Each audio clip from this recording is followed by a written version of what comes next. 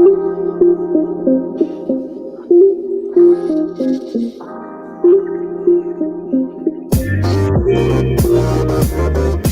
to the Wolverine Digest podcast, the best spot for objective and authentic coverage of Michigan athletics. If you want open dialogue, honest opinions, and in-depth coverage of the maize and blue, this is the podcast for you.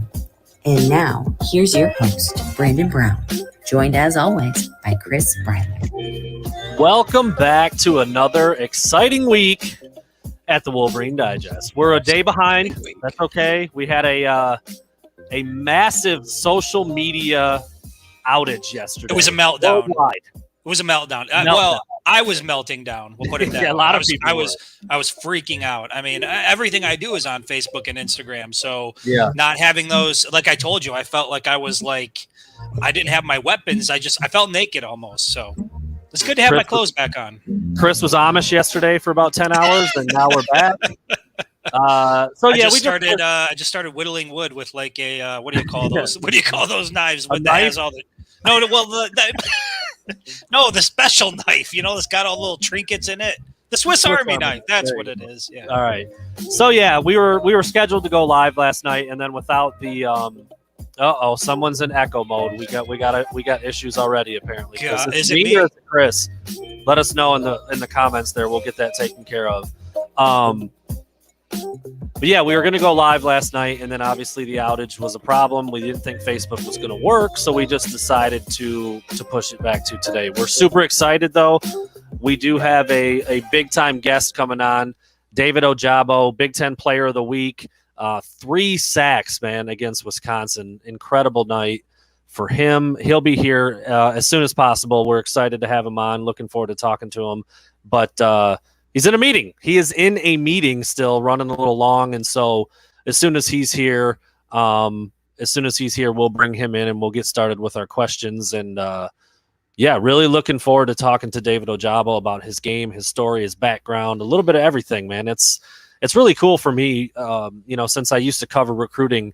Like, I talked to David Ojabo. I think he was I can't remember if he was a junior or just starting his senior year, but I talked to him at a Rivals camp. I remember I don't believe he was committed at the time. I think he was just a Michigan target at that time, and kind of learning about his story back then, where he came from, how he became a high-level football recruit. So I'm excited to talk to him about all that. So as soon as he's here, he will jump in here and we'll get going with him. But first, we'll go ahead and get into our predictions and our discussions from last week before we headed into the weekend, and not strong across the board. Chris, you predicted that it would be 31-24 in favor of Wisconsin. I did. I predicted that it would be 24-20 in favor of Wisconsin.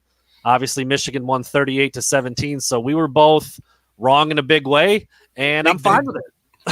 I'm fine with it. I don't mind being wrong when Michigan gets a big win like that, looks impressive, moves up the charts, does some things that no other team has done against Wisconsin this year, etc. So I don't know.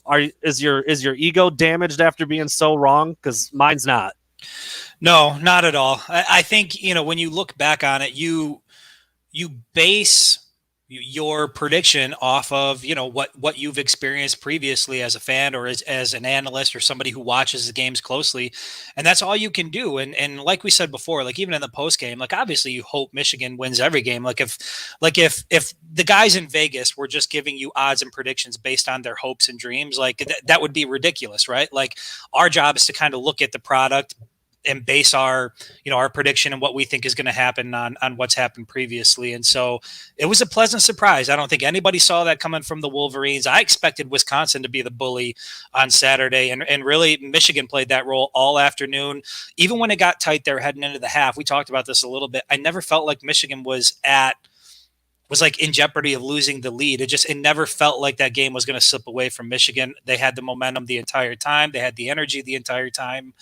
And man, that was just a fun game to watch. It was a fun game to watch. It was fun to be there. Great atmosphere. Just enjoyed it. Yeah, I mean, leading up to it, I remember thinking most of the week, like, I think Wisconsin's going to get them. And then we had John McNamara from Rivals, who covers Wisconsin and has been covering Wisconsin for a really long time. He picked the Badgers to lose, and I remember that gave me a lot of pause. I really thought, like, man, he knows the team certainly better than I do. And he thinks Michigan's going to come into Camp Randall and beat them, something they hadn't done in a long time, 5 tries, 20 years, however you want to look at it. And I remember being really close to it was going to be the same score, just switch the teams. It was going to be, I thought it would be really close. I thought both teams would struggle to score points. I thought both teams' defenses would shut the running game down, and they pretty much did for the most part, really. I mean, there wasn't a lot of fireworks running the ball. Michigan certainly opened it up and did better passing the ball than they had, but I stuck with my guns. I stuck to my guns, and I picked Michigan to lose its first game of the season, and I was wrong, and I'm fine with that. Like I said, I was very, very impressed with how Michigan's defense played, how much they rattled Graham Mertz. I mean, knocked him out of the game, but he was shook before that. And Michigan's defense and offense, special teams, it was a 3-phase game. Michigan won all 3 phases, and that's how you get a big win on the road. So specifically, let's take a look at these predictions that you threw together. I think, what was it? We got in late. This was something that I normally put up. I didn't have time. I was doing the other stuff. So you tackled it this week. Your first prediction was that a Michigan running back would go over 100 yards.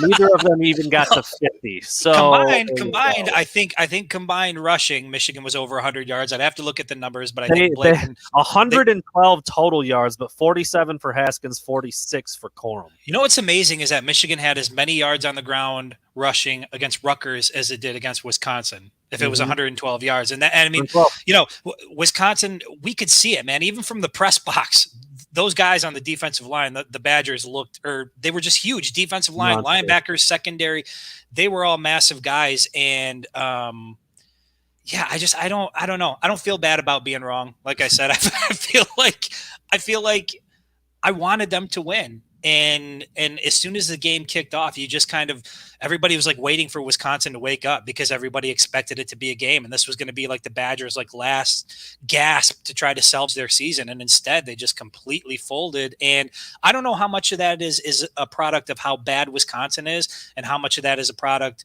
of how good Michigan is. But you and I said already that, we moved the goalpost. Initially, it was going to be Washington, right? That was where we were going to make a determination on how good Michigan could be. Then the goalpost got moved to Wisconsin. After seeing that game, I think that this team, like I said before, has just as good of a shot to win the Big Ten title as anybody else this year. Wisconsin might not be very good. They're not very good. I mean, I think that's fair. This is not the Wisconsin teams of the past recent, 4, 5, 6 years, whatever, but I don't care. It's still a huge win. You go to Camp Randall, you shut them down, you knock their quarterback out, you knock another playmaker out and tight end Jake Ferguson. The defense handles the game. Punting game is working. I mean, it all was working. I mean, it wasn't super, super explosive in the running game, but as Jim Harbaugh said, if you picked up 6, 7, 8 yards in that game, it felt like a big run. And they had a couple of those. They had some timely runs. They did some good things. I think Josh Gaddis called a really good game. I think that might be the first time I've said that this year. It just worked. Might be about it. Yeah, it just worked. So you can't hate on that. I remember thinking I had the biggest hang up with that prediction. I just, based on, Wisconsin giving up like 20 yards rushing a game, I'm like, I know Michigan's pretty good at running the ball, but I do not think one guy gets to 100. And they did. Go boldly into the future, Brandon. That's right. Boldly. We talked about that on the drive. Like, we could throw layups out there. That's not really what the predictions are about. You try to go out on a limb a little bit, come up with something that you potentially see happening, but isn't super likely. It makes it a little more fun. Like the next one, right stat, wrong guy. Aiden Hutchinson gets 2 sacks. Well, our guest that we're going to have coming on here in a little bit, David Ojabo, got 3. I don't think, did Aiden have one? Did he have a sack? He had a half sack. Ojabo had 2.5 sack. and Hutchinson got credit for a half sack. So there you go. So obviously that didn't happen, but Aiden has been playing out of his mind. Every time you jump on social media, you see another something about Aiden. Oh, he's up to number 2 on draft boards now. Oh, he's Pro Football Focus's best player in the country. Oh, he's leading this. He's leading that. You hear Jim Harbaugh just gush about the kid. You see him leading the charge in the locker room after the game, singing the cheers and the chants. He's just he's doing it all, man. He didn't come up with the 2 sacks like you thought, but dude, he's been an animal. Yeah. Well, and like you said, Ojabo was the one who actually got to eat all that quarterback on Saturday. And I figured the defense was going to go off because we had heard some things about, just like the rest of the Wisconsin football team. They're not the Wisconsin that people are typically used to, but I've heard that they've really been struggling on the offensive line, given how successful Michigan's been and the guys that they have up front. I just expected it to be, kind of a feasting day. And it was. I mean, I think total, they were close. They were like 5 or 6 total sacks or something like that on Saturday. Yeah, so they spent all afternoon in the backfield, and it was an impressive afternoon for Ojabo, that's for sure. And that's why we got him coming on.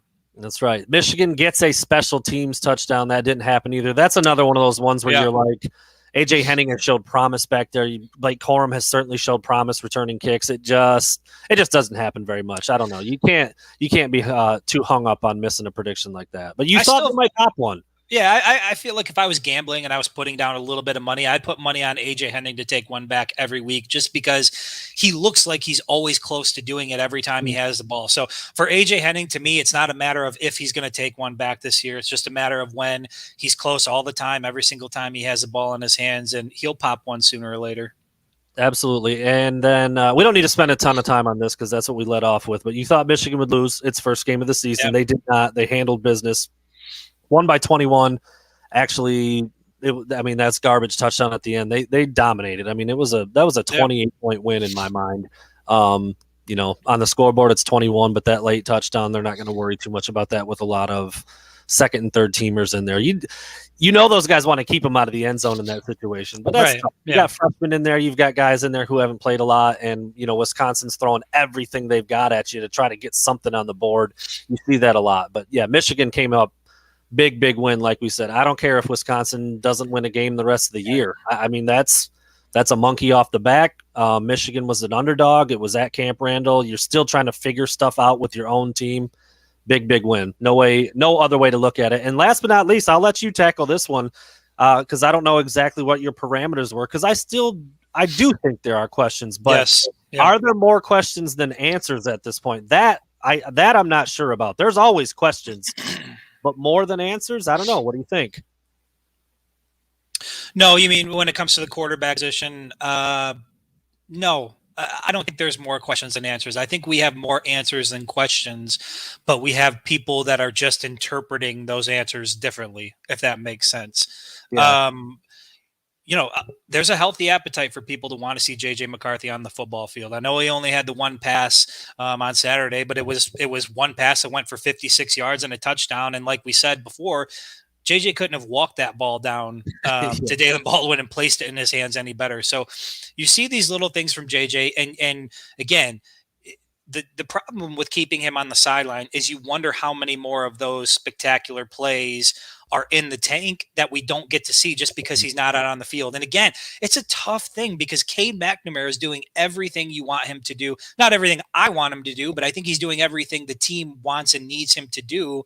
But there is a legitimate concern to be made. Like, okay, now we know Michigan's 5-0. We know this is a good team.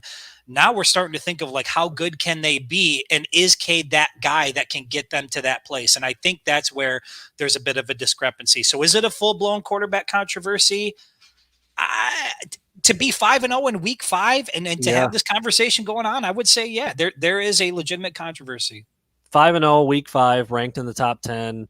No turnovers, still no calling for your job. And he can't. Yeah, but I think the way you just put it is a really important distinction. It's like, this team is good. It's good with Cade McNamara, but you can't.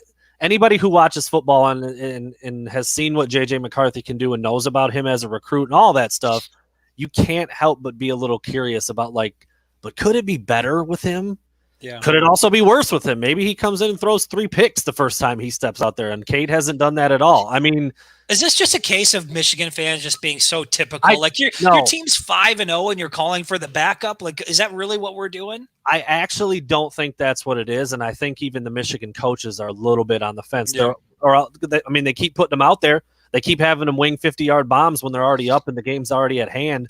They keep calling these running plays where you're trying to see what he's got athletically. So, no, I don't think this is specific to well, not just Michigan, every fan base. When a quarterback's not playing amazing, you want to see the backup. Like that happens everywhere. It's been kind of a theme at Michigan. I don't know if it's every year at other places like it has been at Michigan over the last handful. But no, I think it's legitimate, because when you've got a high ceiling, big potential kind of guy like that, you can't help but wonder. And the example you can always go back to in recent memory is the Trevor Lawrence thing, because Clemson was really freaking good. I think they were just in the playoff or in the national title game the year before with Kelly Bryant. Yeah. He comes back as a starter, and 4 or 5 weeks in, whatever it was, they put him on the bench and they put Trevor Lawrence in there because he was just too damn good to be standing on the sidelines.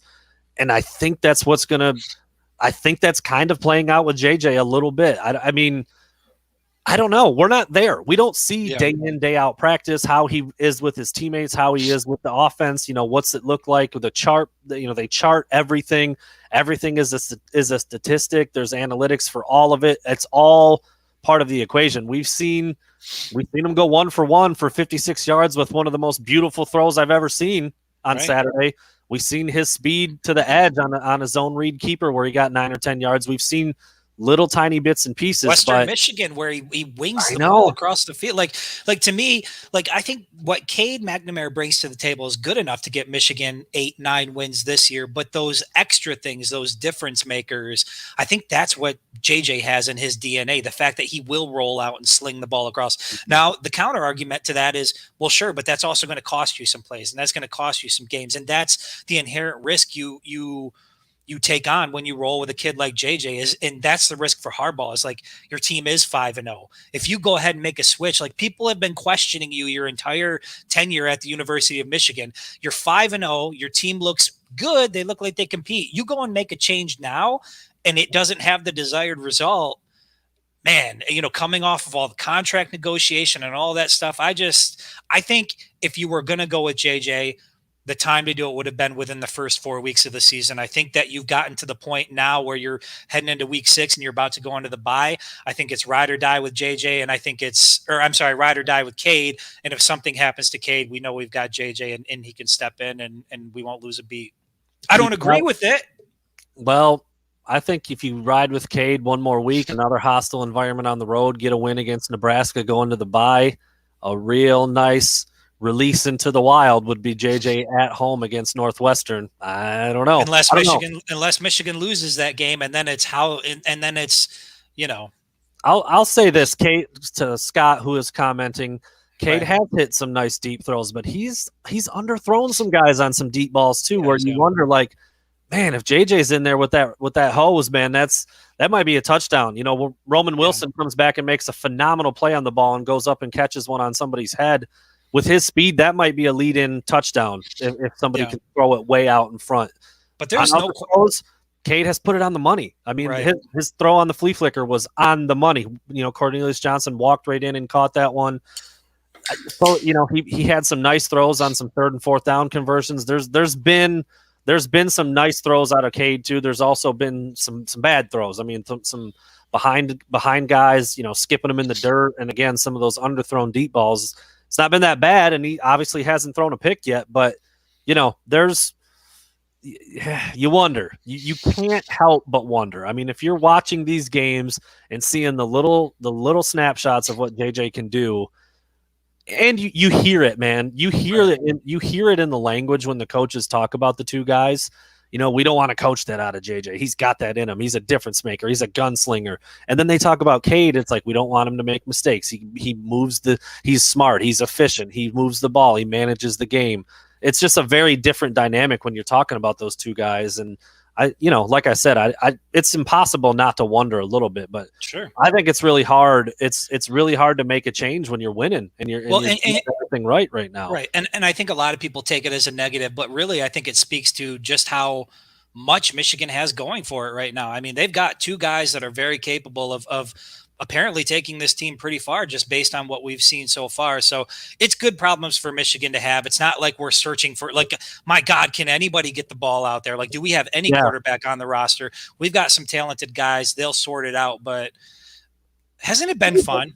This has just been fun. It's pretty fun. It's been a really fun year. Fun. I got a fly in here, and we have a guest here. Mr. Oh, Big Ten no. Player of the Week, There he David is. Ojabo. What up? What up? David, how you doing, my man? Thanks for coming by. Bless. Appreciate you for having me. Absolutely. Well, I wanted to start off with a little intro, and I don't know if you remember this or not, David. I wear glasses all the time, so maybe I look a little familiar. I did an interview with you at a Rivals camp, and I think it was 2017, maybe 2018. I don't remember the year. I don't think you were committed to Michigan yet. I think you were just a target at that time, and I was kind of learning about you. I'm like, this kid's from Scotland. He played soccer. Like, what's he doing here? Wait, did I read this right? He's a sprint champion. Like, there's no way. now you're doing what you're doing. I don't know if you remember that or not, but take me back a little bit to you got a really unique background. You are not the typical college football player, where you were born, where you grew up, how you got to Michigan, just all of that, man. Lay it out for anybody who might not know, like, where you came from and what you're all about. I mean, so I'm originally Nigerian, and then I moved to Scotland when I was 7 years old. You know, played a variety of sports, went to an international school. So, you know, there's a lot of variety even from the people, you know what I'm saying? So I was in volleyball, baseball, you name it. And I just felt like my talents was, you know, above the competition that was in Scotland. So me and my coach decided and linked up with he had his connects in that. So he did his thing, and I ended up linking up with East Coast schools, which is why I found out about Blair Academy, which is why I ended up picking to go to high school.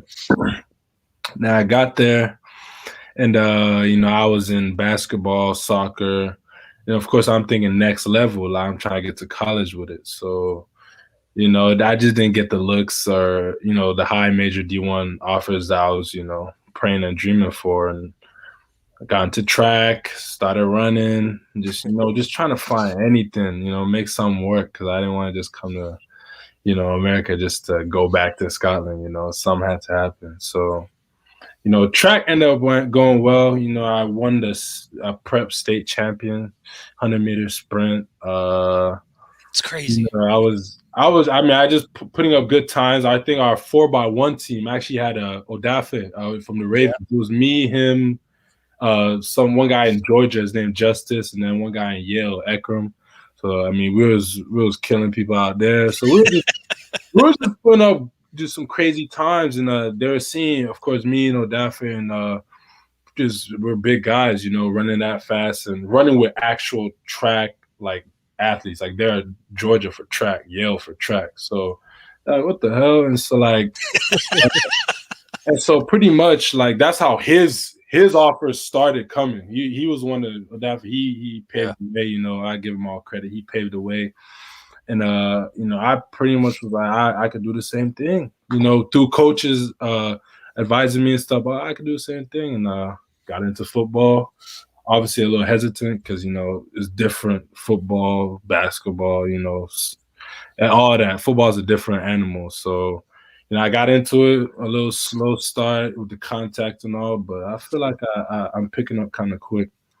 I would say so. I think it's working out. So yeah. I don't know if you were going to go here next. I'll ask this, and then we can jump over to you. So was it like, what was it, 10th, 11th grade when football kind of started for you? And I guess when did you I mean, dude, I don't know exactly how much you weighed when you were doing the track stuff, but you're 6'4", 6'5", you're 220, 230 probably at the time. Yeah. Dudes aren't really supposed to run like that. So I'm guessing football came pretty easy. But when did you start, and when did you think, like, I never thought about it, but I think football is going to be my ticket to a D1 chance?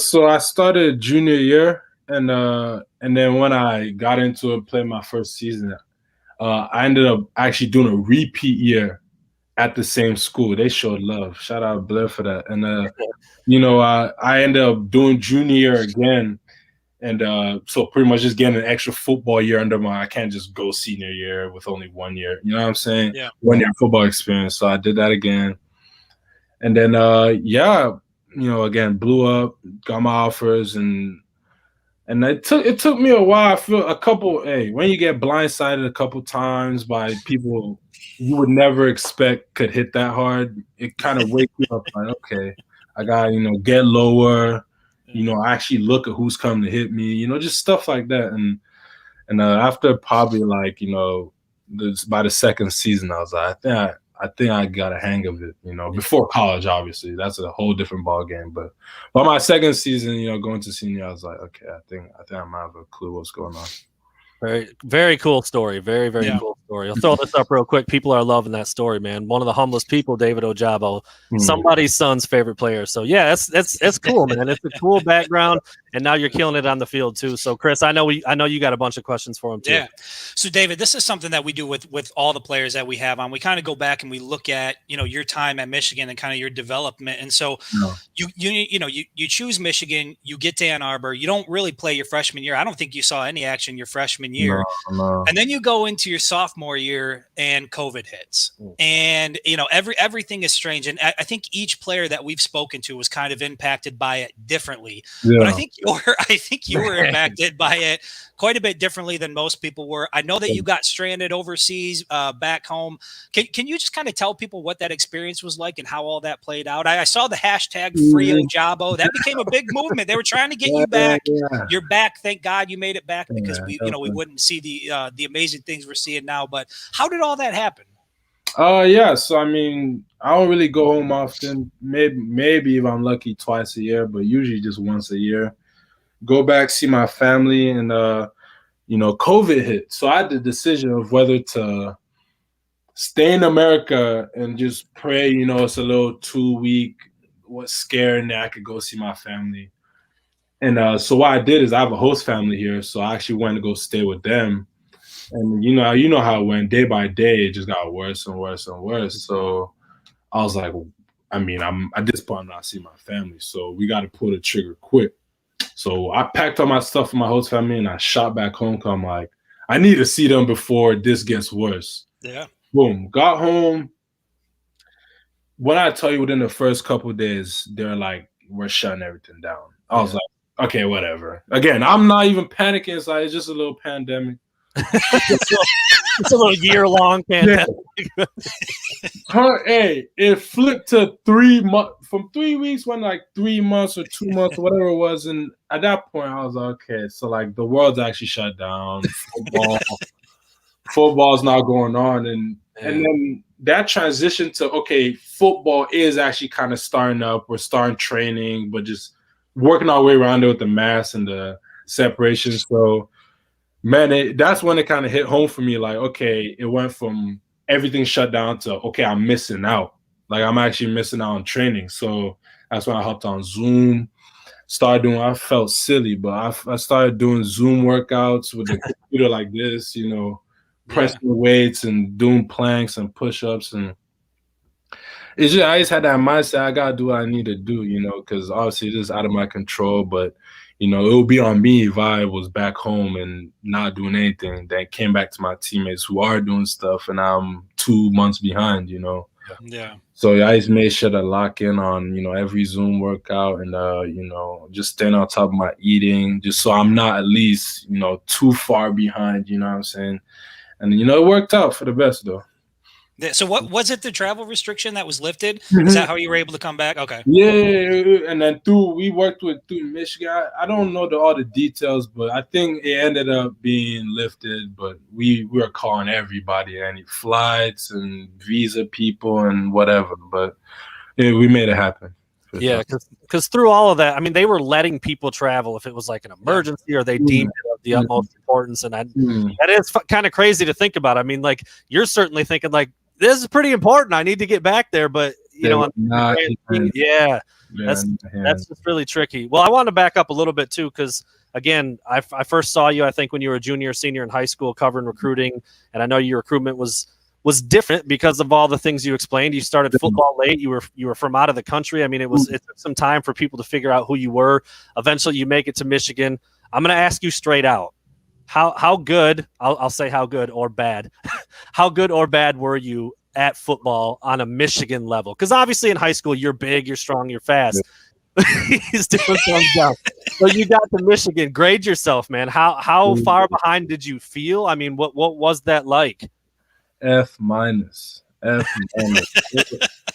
mean, hey, the only thing that saved me, I won't lie, was my speed. My speed and my twitch, and I could get off blocks just based off speed, but technique and weight and even just the mindset for contact, like I was not there. I mean, as you would expect, but I mean, I won't even lie. That was the biggest blessing in my life. Just realizing, like, oh, I'm gonna be on scout team. Oh, I need to get better, and like, oh, I'm actually going against 5 NFL linemen who, I mean, they're all in the NFL right now. So looking back on it, it was the biggest blessing in my life. Just really like honing in on the scout team and getting better, so I could actually play. Like I'm not good enough, you know. I need to get better.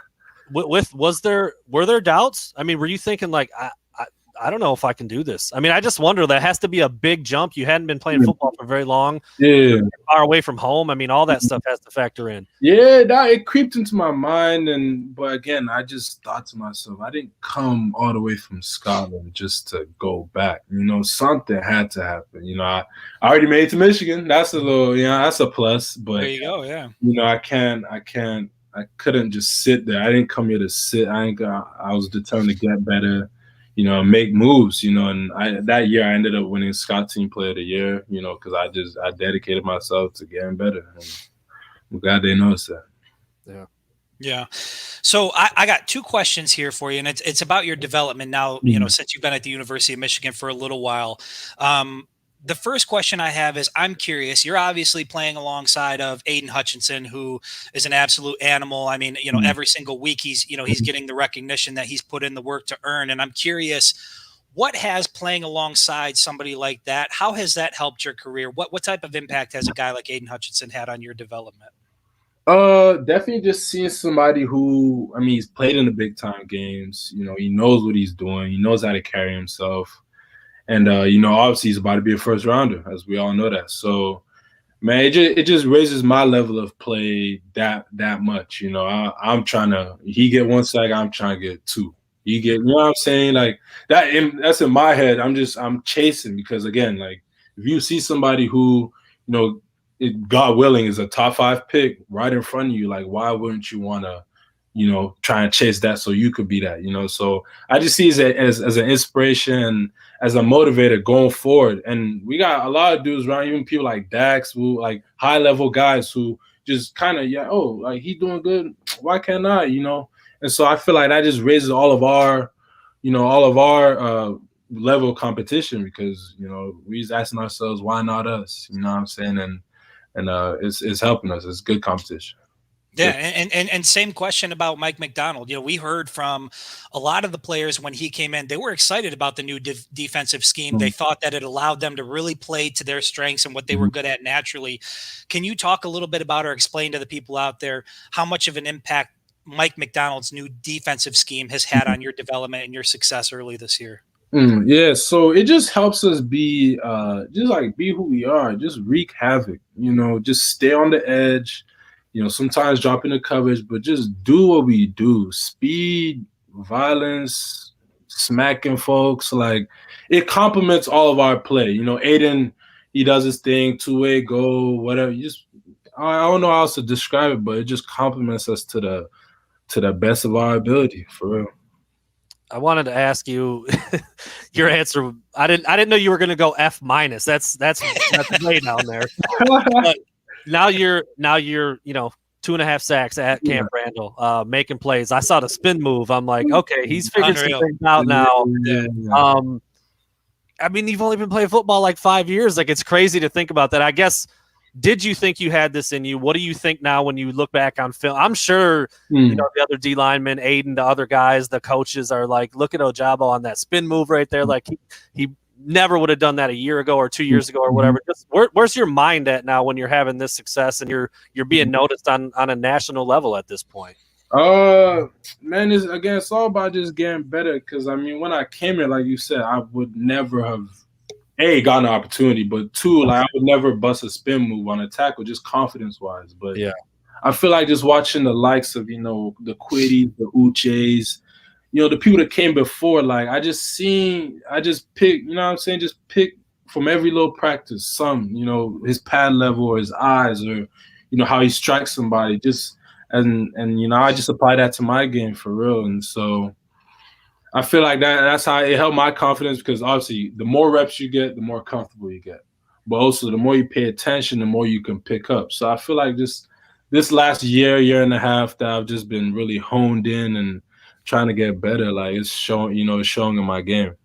And you've been successful with that spin move a couple times against some guys who project to play in the league. I mean, what's film room like when you focus in on that play? I don't know if it's Coach Nua or if it's Coach McDonald or whoever's talking about what's going on. What are they actually saying when you do those types of things and they're working as well? Yeah, I mean, it comes from practice, first of all. So like it's when it happens in the game, like let me not say no one's surprised, but it's like we've seen that in practice. Yeah. So it's just like, okay, great execution. Way to see that quick, way to, you know what I'm saying? But yeah, everything is all from preparation, man. Like I'm not just going out there and like just spinning just to spin. right. Like, honestly, I'm seeing the way he's setting. I'm seeing what I've done before. Just it's all set up in preparation. So yeah, it's good vibes. All right, so I've got an important question about Saturday. Obviously, you guys had a big day in Madison, but the people want to know, where were you exactly during jump around? Were you? I can't remember what was going on. It was crazy. I saw the players going nuts. Were you on the sideline? Were you on the field? I was going nuts too. I was right there because we heard them start playing it, and we're like, there's no way, like they're literally losing and about to turn up too. So I bet we'll join in too. We jump around. We got our towels, water, and we joined in, and then went back on the field, got that ball back. So I mean, it's a tribute to our brotherhood, man, because stuff like that won't happen if we didn't trust that we could still have fun and go back out there and handle business, Yeah. So like we're so tight knit and so close that it's like, man, let's go out there and just do what we do, man. Just have fun doing it too. Yeah. I'm curious. We saw things tighten up. Like you guys looked like you were in control for the vast majority of Saturday afternoon, but things did get a little bit tight headed into the half. Was there a particular moment in time where you guys knew you had that game sealed up? And when did that come? Did it happen in the first half, or were you guys going into the half still thinking you had a game on your hands? I mean, I can't speak for everybody else, but I feel like we didn't really flinch because we would have showed in our gameplay if we flinched after the half. Like we went in there, we said, hey man, like we knew they're not a bad team. Adversity is gonna hit, but it's how we're gonna respond to adversity. And you see how we responded. We came out, we smacked them, jumped around their field, and went home. So like it's all preparation. We trust our coaches. We trust, we just trust it all, man. All we have to do is go execute. Whatever they call, we go out there execute. Well, you mentioned preparation a couple of times now. And the defense has been really good. There's been some bend but don't break moments. Teams get some yardage, but you keep them out of the end zone. Obviously, the big win on the road. You're holding specifically Wisconsin to their lowest output of the season when it comes to rushing the ball, and you're not the quarterback. I mean, just a lot of things have been working. I wonder, what are you thinking you still could be better at? I mean, what's the next? Is there a specific area, a specific thing you guys are talking about that we need to do this better? We've been good, but if we get against a really good team or in a really tight game, we've got to be better here.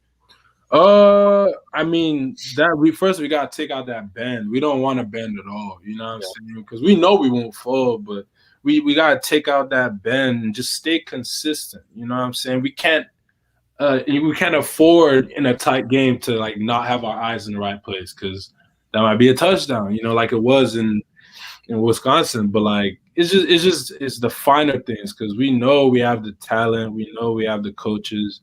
It's the finer things we got to tune up, just like every down, every play, just making sure we got our eyes in the right place, striking right, just do everybody, 11 people on the field doing their job. That's all it's all about. It is amazing in football how one guy can slip just a little bit. And I'm sure the coaches point that out all the time. Both sides of the ball, special teams, it doesn't matter. A play can look terrible if one guy's not doing it. I wonder, we know about the captains. We hear Aiden, we hear Josh Ross, we hear Brad Hawkins. Who are some other guys that are making sure you're on those? I mean, what kind of a role have you stepped in here as you're playing now and you're in your third year? Like, what's the collective voice of the defense when it comes to those finer details? Who's stepping up? Who's talking a lot? We got the B Hawks, like you said, Aiden, Jay Ross.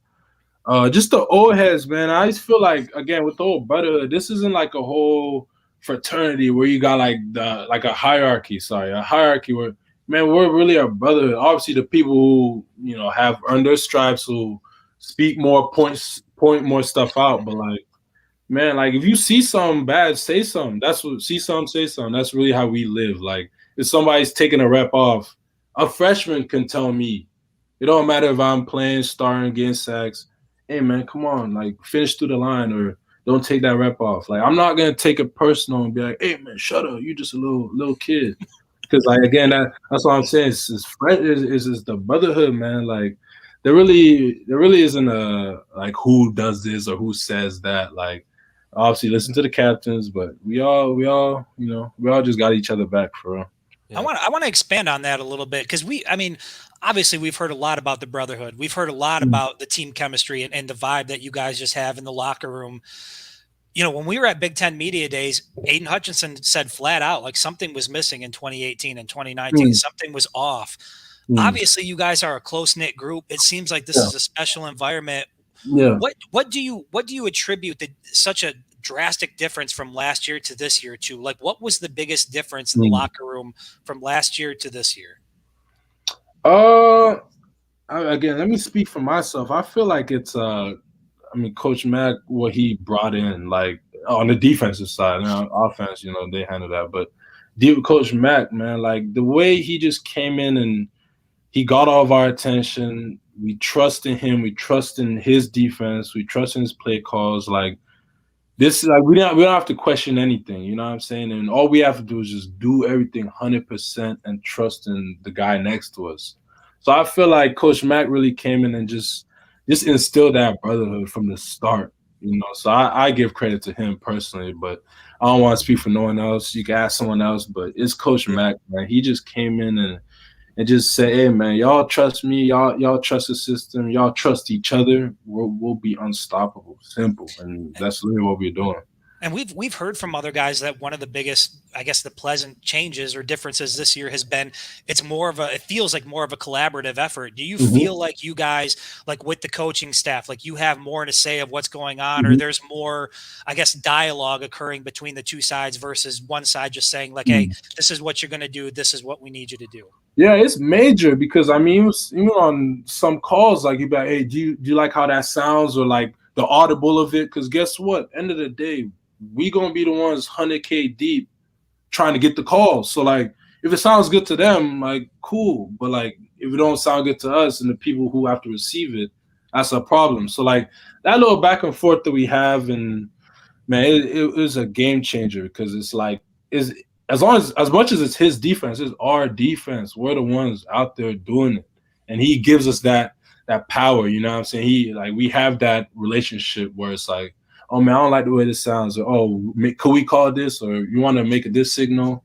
Just that little back and forth where it's not like, go do this, go do that, go do this. It's like, yes sir. It's like he's literally explaining, hey, y'all got to do this because, and then you know what I'm saying, if we got a question or we got to, you know what I'm saying, it's just interactive, man. It's a new wave, man. I love it. I love it. Yeah. Yeah, we've heard that a lot. I think it maybe it was Brad Hawkins who said it's much more conversational now rather than just sitting and listening to someone else talking. It's a lot of back and forth.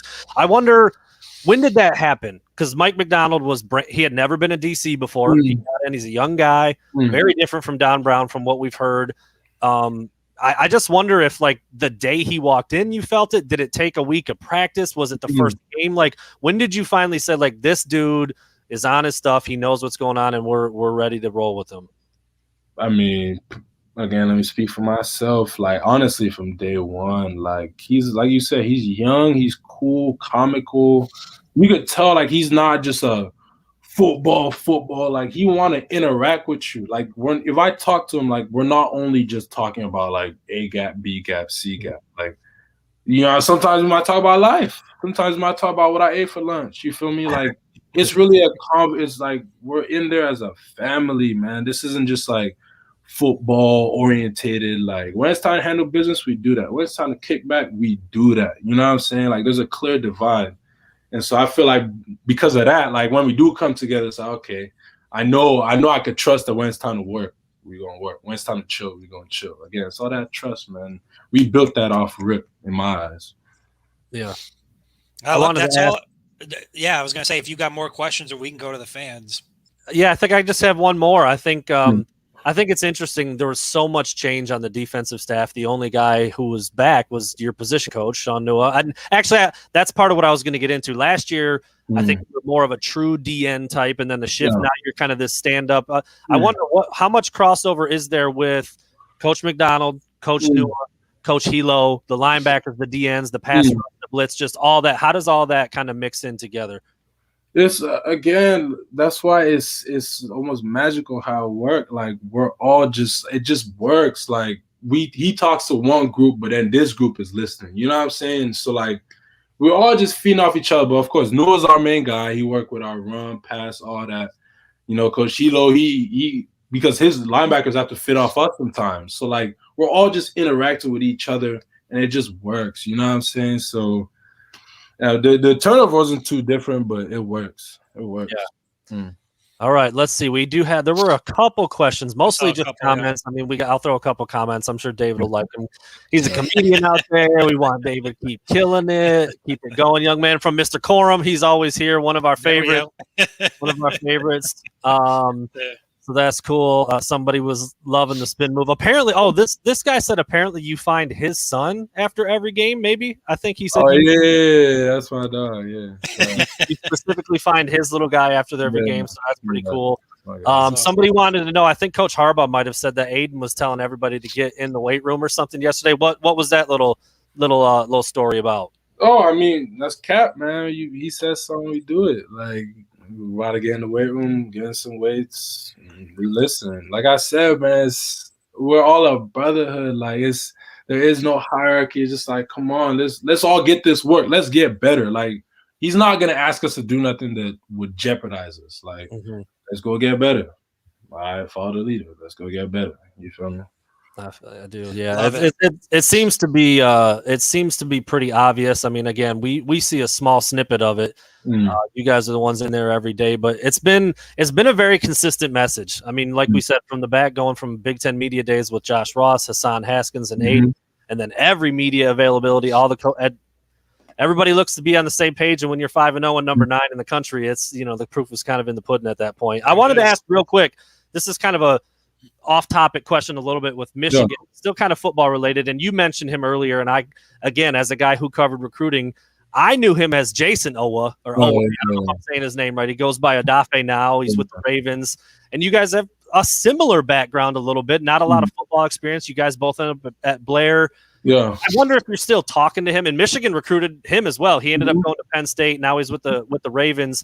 I'm sure you guys were real tight when you were in high school. I wonder if there's still communication now. And you mentioned that you learned a lot from guys like Aiden and Quiddy and Duche, and maybe he was in that mix too, even before you got to Michigan. I just want to speak about him a little bit because I think both of your stories are pretty cool, and now he's doing really well with the Ravens.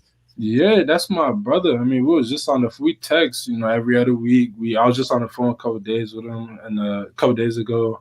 That's my dude, and I even asked him questions to this day on pass rush tips. I'm just trying to pick knowledge, pick people's brains who are at the highest level. You know what I'm saying? And I mean, we played literally right beside each other on the line in high school, so like he's no stranger. You know what I'm saying? Like it's not like now he made it, he forgot about me. We were talking while we we're in college. Now he's in the league. We still talking. But, man, I don't know if I've told him this, but I appreciate him a lot, you know what I'm saying? Because if he didn't do it, who would have known? Who would have known about me, or who would have said I would have taken a chance? So, like, a lot of credit to him, man. I really appreciate him. That's my brother. And, we keep in touch, man, and he gives me a lot of advice. Who's faster?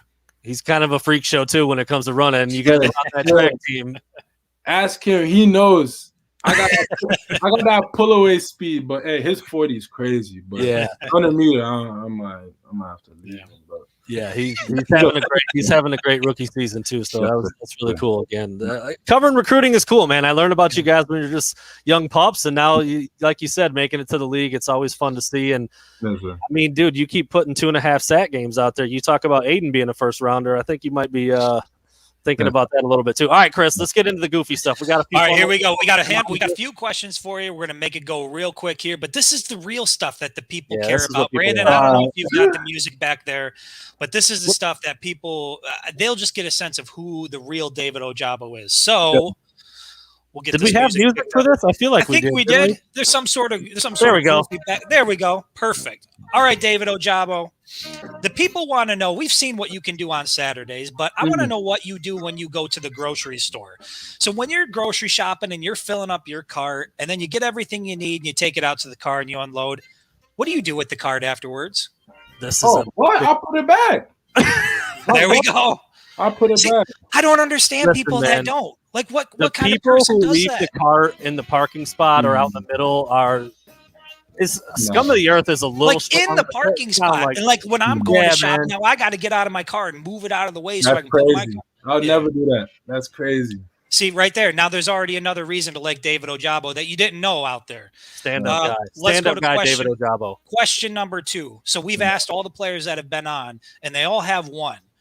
David Ojabo, what is your guilty pleasure song? There's got to be a song you're listening to, the radio in the car, it comes on, you like it, but you don't want your boys to know you like it. What is it?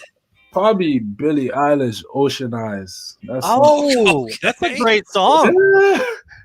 That's not on the pregame. That's not on the pregame tracks, though, is it? That's not. You're not listening. No, none of that. I need, that. I need the zone. But if that comes on, I'll sing a little bit. All right, because your boy Blake Corum said he was listening to Love Music after the game. So I don't know if you know that, but you might want to check his headset after the game. I'll get on to that. All right, Mr. Ojabo. The next question we got for you is: what is the last TV show that you binge watched?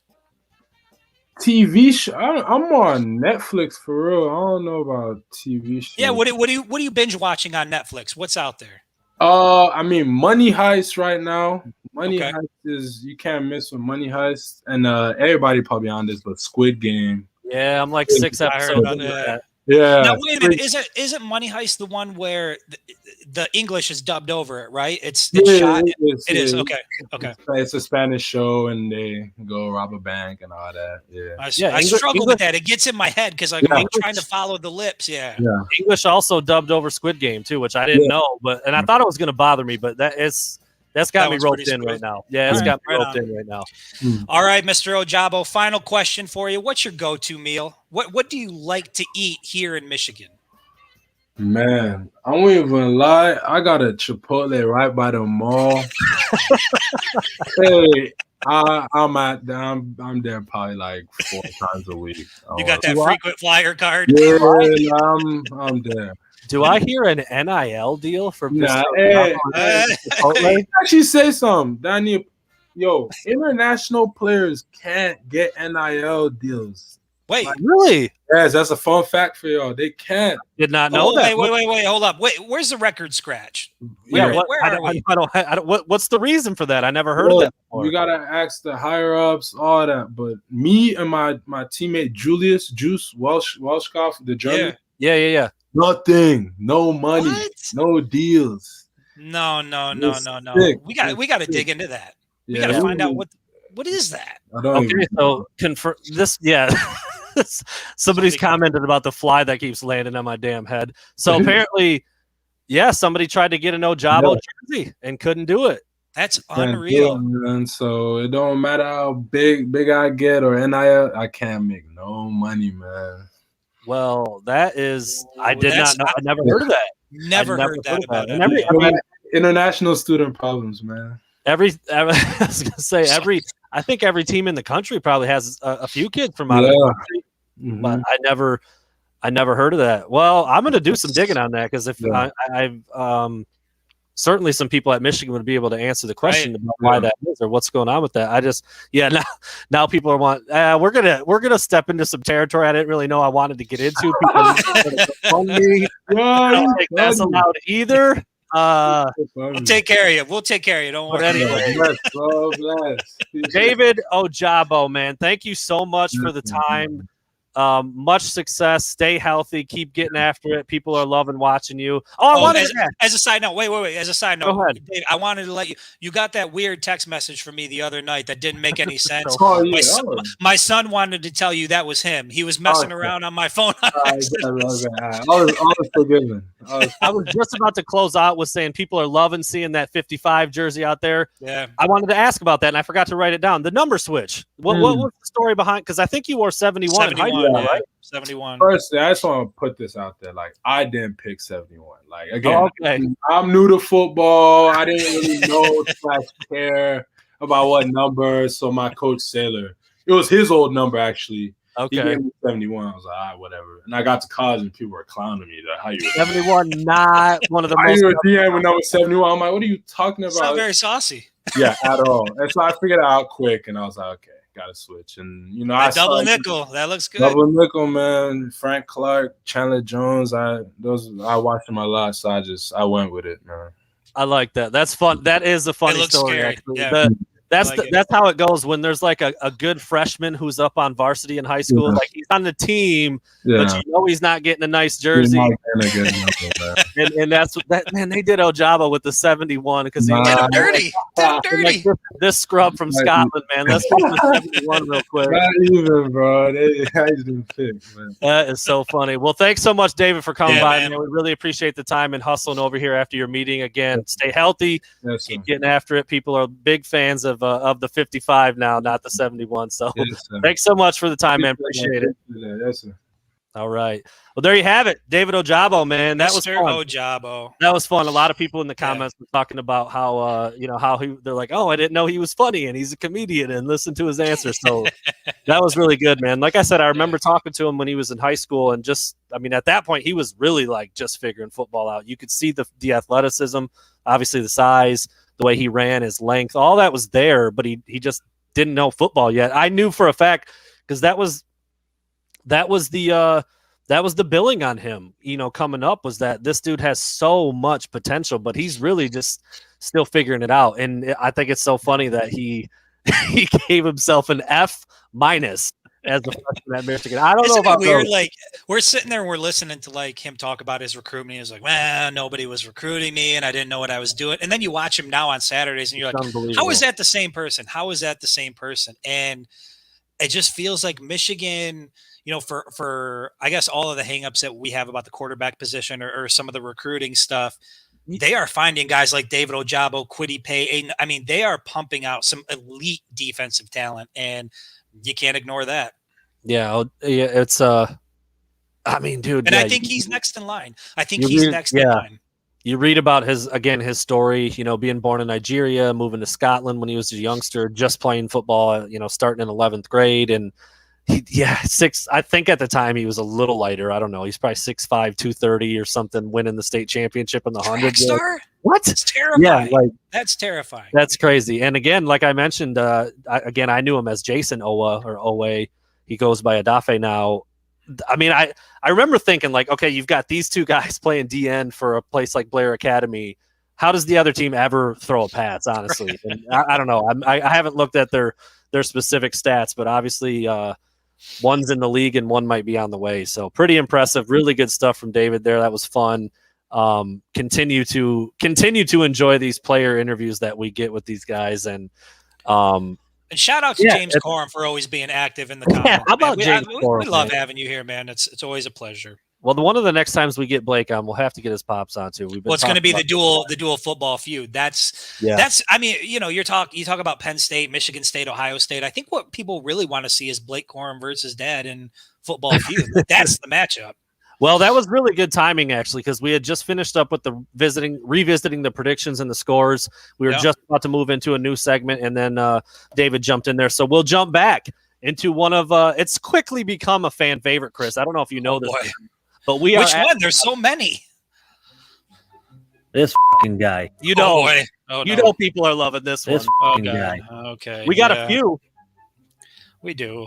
We got a few. I'm gonna say us first of all. You want to take it? You want to start? This fucking guy. Brandon Brown, Chris Breiler. This fucking guy. For picking Michigan to lose on Saturday. And look, we weren't alone, but with the way that looked, we couldn't have been more wrong. I mean, again, a 21-point win, it was really like 28. And, I mean, it was essentially a toss-up for odds makers as well. It wasn't like, there was a lot of people picking Michigan to win by even a touchdown, let alone 3 scores or 4 scores with how it looked late in the fourth quarter. So, like I said, when I'm wrong, dude. I'm not going to try to defend it and be like, yeah, well, Wisconsin's not. No, that was a huge win. And Michigan's rolling. They're 5-0. We both said on the way home, we're TFGs this week. It is what it is. I'll own it. It is what it is. This music is perfect for this stupid fly. Well, now I totally forgot. What the hell are we even talking about right TFG. now? TFG. Okay, right. TFG. Okay, so yeah, fine. I'm a TFG. Yes, I was wrong about what was going to happen. Here's what happened. I got significant PTSD when I saw the second half against Rutgers. And in my mind, I'm thinking, here we go. Same old Michigan. Wisconsin's only going to be that much more difficult. And lo and behold, they go into Madison. And like I said before that game, I thought if Michigan walked out with a W, it was going to prove that all of that offseason talk we heard about culture and energy and brother. I'm giving a heartfelt take here. And you're keep going. Do you want me to? I'll do it. Take the floor. Take the floor. Brotherhood and culture. And, I thought if they went into Wisconsin or walked into Madison and came out with a W, that was going to give validity to all that offseason chatter that we heard. And they did that and then some. You might have predicted that Michigan was going to go in and win, but you didn't think it was going to look like that. Nobody thought it was going to look like that unless you were hoping it would look like that. So I was looking through my soundboard. I was wrong. My soundboard right there. I was looking through my soundboard right there for your speech. I was looking for Sarah McLachlan, but I didn't have any. In the arms of the angel. Is that the one? Arms of the angel? That was pretty good. All right. Fucking guy. Bigger TFG than you and me. I already know who it is. Urban freaking Meyer. Hey, Urban, can you get through those jeans? No, you can't, but you're going to try checking the oil at the bar. Booty clapping and grinding. Holy shnikes. What is this guy doing? We were talking, so I think this started coming across the waves right when we got on the road, right? And you're scrolling through your phone, and I'm like, dude, there's no way that's him. There's no way. Yeah. Lo and behold, it's him. He's doing the most. Dude, I said it when we're leaving. I'm like, you or I can't go do that. What is Urban Meyer thinking that he can just go to a random bar in Ohio and try to start? You know what? I can't whistle very good, but he's checking oil. He's using the dipstick. He's out there, bro. He is out there. You know what Urban Meyer is? Urban Meyer is proof that you can be a terrible human being who makes terrible decisions over and over, and it's okay as long as you win championships.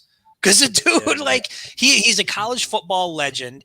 And I think Harbaugh even came out with something not too long ago and said something like, you see his track record or what he leaves in his wake, and he's just that guy. And this is no surprise. This is just the latest Urban Meyer thing. He's a bad person. He's a good football coach. And those two, I'm getting messages about the fly. This is a battle. This music is at least good for what should we just cut all discussion and just kind of watch this battle play out and see where it finishes? Oh my God, there's 2 of them now. Dude, why are there flies in my basement right now? Don't ask your haters because they might give you a reason. Well, listen. I forgot what we were talking about again. Urban Meyer. Urban Meyer, terrible person, awful person, good football coach, good college football coach. He's out there at the bar looking like Bernie during Weekend at Bernie's. Just now, wait a minute, hold on. Now, do you give any validity or any credence to the idea or the rumor or the speculation that this was all just a plot to get himself out of Jacksonville, create some controversy? He cooked it up with his wife. He said, "Hey, I'm going to go and do this. I want to get the hell out of here. USC's open. I got to get out to the West Coast. We got to get out to the West Coast. Suntans, California sunshine." Or was it just Urban being Urban? I don't think so, but I wouldn't. If that was proven at a later date, I'd be like, yeah, that tracks. Fine. I wouldn't. That is the perfect way to put it. I don't think that's the case, but if it came out a month out, right? Yeah, I would say, oh, okay, yeah. I think this is him just being a sleazeball, and that also tracks. But if they somehow prove we have correspondence between him and his wife, here's the text messages. I'd be like, yeah, all right, Totally believe it. Totally believe it. What a guy, man. What a guy. Send your sons off to spend time with that guy. Just what a role model. Clapping cheeks in the bar where, like, there's phones everywhere. Like, you're Urban Meyer. I don't know. What a tool bag. All right, so we're a little bit over an hour in. Do we want to save burning questions until – are we going to go tomorrow? We're going to try to get back on the schedule tomorrow and go Tuesday, Wednesday, Friday. What do you think? We're an hour and 4 minutes in. We've got burning questions. That segment can take some time. So I'm just wondering if we want to – it can take some time. Let's call it a show. We'll bring burning questions in. I mean, it was the internet, right? The whole internet was on the fritz on Monday, so it's not our fault. We're just trying to. Yeah, no. I just want to. I think 45 minutes to an hour is a good length for a pod. Any longer than that, I feel like you start to lose a little bit. I don't know. We've got some people saying let's keep it going, but I'm a little parched. I'd like to get a drink. Yeah. I'd like to kill these damn flies. I'd like to eat a snack, maybe some potato chips. You just need to get yourself together over there. Whatever Chris, you got going on. You have 40 seconds to tell the people about the old German man in Wisconsin. Go. Didn't we already tell them about him? Okay, well, I'll give you the short version. He was an awful human being. We did on the drive home, you're right. But real quick. Terrible human being. He was a bigot. I'm pretty sure he was a racist, and he might have been a Nazi sympathizer. So welcome to Wisconsin. Welcome to Wisconsin. 94-year-old terrifying man. If you had to have someone babysit your kids, though, German guy, Urban Meyer. I'm going Herbs. Herbs. All right. German guy was scary. There you have it. Shout out to David Ojabo, man. What a guest. What a storyteller. What a background. What a player. What a player, man. I think he's just scratching the surface on how good he's going to be. Get to know him. The athletic gifts are there. He's going to be really, really good. And opposite Aiden Hutchinson means you can't double team him. Right. You gotta try to figure both of those guys out with a tackle and maybe a chip from a back, but that's about it. Really excited about the rest of this week. We're pumped about Nebraska. We won't be there. Our first game of the year, where we'll be watching from the couch, but we'll talk a little bit. Yeah, man, not the worst place to be. We'll be talking more about the Huskers tomorrow.